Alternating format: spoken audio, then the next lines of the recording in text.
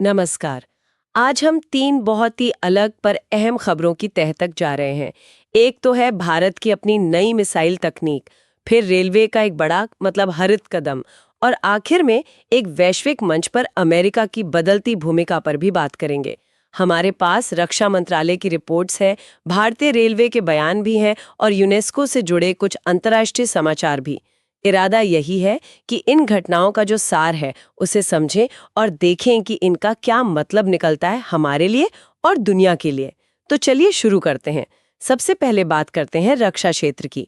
25 जुलाई 2025 ये तारीख नोट करने लायक है।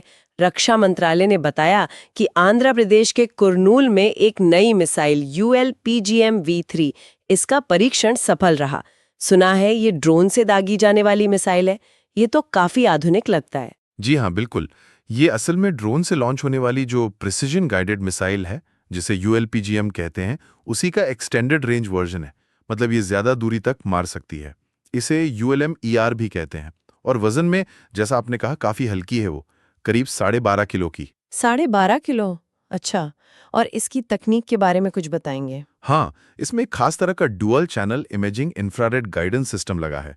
इसकी वजह से ये दिन में करीब 4 किलोमीटर दूर और रात में भी लगभग 2.5 किलोमीटर दूर तक एकदम सटीक निशाना लगा सकती है। और तेज रफ्तार के लिए इसमें डुअल थ्रस्ट रॉकेट मोटर भी है। तकनीक तो काफी उन्नत लग रही है, लेकिन इसकी खास जरूरत क्यों महसूस हुई? और वो एक टर्म आपने इस्तेमाल किया था शायद, फायर एंड फॉरगेट, वो क्या होता है? देखिए, फायर एंड फॉरगेट का सीधा मतलब है कि एक बार आपने मिसाइल लॉन्च कर दी तो फिर आपको उसे लगातार गाइड करने की जरूरत नहीं। वो खुद ही अपने लक्ष्य तक पहुंच जाती है। अच्छा, मतलब ऑटोमेटिक? हाँ, एक तरह से। हालांकि इसमें एक टू वे डेटा लिंक भी है, जिससे अगर जरूरत पड़े तो बीच रास्ते में भी इसे अपडेट किया जा सकता है या लक्ष्य बदला जा सकता है। ओ, ये तो बहुत उपयोगी है। जी। और जहां तक जरूरत की बात है, तो इसका जो वॉरहेड है वो टैंडम चार्ज वाला है। ये खासतौर पर टैंक या बंकर जैसे जो बख्तरबंद ठिकाने होते हैं, उनको तबाह करने के लिए डिजाइन किया गया है। आज के समय में ये बहुत अहम क्षमता है। सही बात है। और इसे बनाया किसने है? तो इसे DRDO ने, मतलब रक्षा अनुसंधान और विकास संगठन ने, Adani defence, Bharat dynamics limited यानी BDL, new space research technologies और कई छोटी भारतीय कंपनियां जो MSMEs हैं, उन सब के साथ मिलकर विकसित किया है। तो ये पूरी तरह स्वदेशी है। जी हाँ, बिल्कुल। ये निश्चित रूप से मेक इन इंडिया के तहत एक बड़ी कामयाबी है, खासकर स्वदेशी ड्रोन स्ट्राइक तकनीक का मामले में। रक्षा में आत्मनिर्भरता की ये खबर तो वाकई अहम है। और दिलचस्प बात ये कि उसी दिन 25 जुलाई 2025 को ही परिवहन के क्षेत्र में भी एक बड़ा कदम उठाया गया। चेन्नई की इंटीग्रल कोच फैक्ट्री ICF, जो रेल में कोच बनाती है, वहां देश के पहले हाइड्रोजन ईंधन वाली ट्रेन कोच का सफल परीक्षण हुआ। हाँ, ये भी एक बहुत महत्वपूर्ण उपलब्धि है। खुद रेल मंत्री अश्विनी वैष्णव ने इसकी जानकारी दी और उन्होंने ये भी बताया कि भारत अब 1200 हॉर्स पावर की हाइड्रोजन ट्रेन विकसित कर रहा है। इस कामयाबी से भारत दुनिया के उन गिने चुने देशों में शामिल हो गया है जो हाइड्रोजन रेल तकनीक पर गंभीरता से काम कर रहे हैं, जैसे जर्मनी या जापान। हाइड्रोजन ट्रेन, ये सुनने में ही भविष्य की तकनीक लगती है। पर्यावरण के लिहाज से ये कितना बड़ा कदम है? और क्या ये वाकई व्यावहारिक हो पाएगा, जमीनी स्तर पर? देखिए, पर्यावरण की नजर से तो ये बहुत ही बड़ा कदम है, क्योंकि हाइड्रोजन ईंधन जब जलता है तो सिर्फ पानी बनता है, कोई प्रदूषण नहीं, जीरो एमिशन। अच्छा, जीरो एमिशन। जी, ये सरकार की एक पहल है, हाइड्रोजन फॉर हेरिटेज, उसी का हिस्सा है ये। और योजना भी काफी बड़ी है। हरियाणा का जो जींद जिला है, वहां ऐसी 35 ट्रेनें चलाने की और उनके लिए स्टोरेज बनाने की तैयारी चल रही है। आगे चलकर जींद सोनीपत जैसे जो रूट्स हैं, उन पर इन्हें चलाने का विचार है। तो ये सिर्फ परीक्षण नहीं है, बल्कि इसे लागू करने की भी योजना है। बिल्कुल। इसे दुनिया के सबसे शक्तिशाली हाइड्रोजन प्रोपल्शन सिस्टम में से एक माना जा रहा है।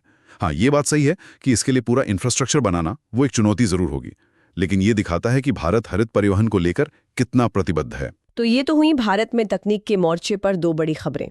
अब जरा अंतर्राष्ट्रीय पटल पर चलते हैं। वहां भी एक अहम फैसला हुआ है जिसने सबका ध्यान खींचा है। 22 जुलाई 2025 को अमेरिका के राष्ट्रपति डोनाल्ड ट्रंप प्रशासन ने एक बार फिर यूनेस्को से हटने का ऐलान कर दिया है। ये फैसला 31 दिसंबर 2026 से लागू होगा। हाँ, और ये काफी दिलचस्प है क्योंकि ये तीसरी बार है जब अमेरिका यूनेस्को से हट रहा है। आपको याद होगा, पहली बार 1984 में रेगन प्रशासन के समय ऐसा हुआ था। फिर 2017-18 में वो भी ट्रंप प्रशासन के दौरान ही अमेरिका हटा था। हाँ, मुझे याद है। हालांकि बीच में 2023 में बाइडेन प्रशासन के तहत अमेरिका फिर से इसमें शामिल हो गया था। तो ये बार बार हटने और फिर शामिल होने का सिलसिला क्यों चल रहा है? इस बार प्रशासन ने क्या वजह बताई हैं? प्रशासन की तरफ से कई चिंताएं जाहिर की गई हैं। एक तो है फिलिस्तीन की सदस्यता पर यूनेस्को का जो रुख है उस पर आपत्ति, फिर संगठन पर इजराइल विरोधी होने का भी आरोप लगाया गया है। इसके अलावा कुछ सामाजिक और सांस्कृतिक मुद्दे हैं जिन पर संगठन के रुख को प्रशासन विभाजनकारी मान रहा है। और एक चिंता ये भी है कि यूनेस्को एक खास तरह के वैश्वीकरण एजेंडे को, मतलब एक आइडियोलॉजिकल एजेंडे को बढ़ावा दे रहा है। ये सब कारण प्रशासन ने गिनाए हैं। तो कई सारे मुद्दे हैं। जी। उधर यूनेस्को की जो महानिदेशक हैं ऑड्रे अजोले, उन्होंने इस फैसले पर गहरा अफसोस जताया है। उन्होंने ये भी कहा है कि यूनेस्को और उसके जो सहयोगी हैं वे अपना काम जारी रखेंगे और इसमें अमेरिका के वो समुदाय भी शामिल हैं जो नई विश्व धरोहर स्थल चाहते हैं। अच्छा, तो अमेरिका की जो मौजूदा विश्व धरोहर साइट्स हैं उनका क्या होगा? उनका दर्जा तो बना रहेगा, लेकिन जाहिर सी बात है इस कदम से संगठन में अमेरिकी प्रभाव कम होगा और फंडिंग पर भी असर पड़ेगा।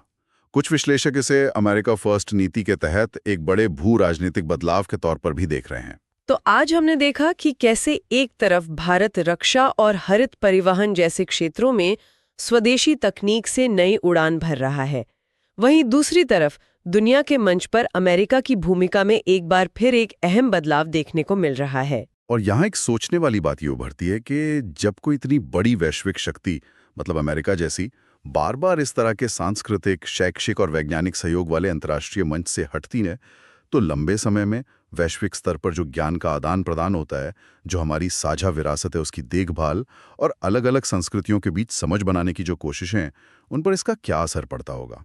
ये एक बड़ा सवाल है।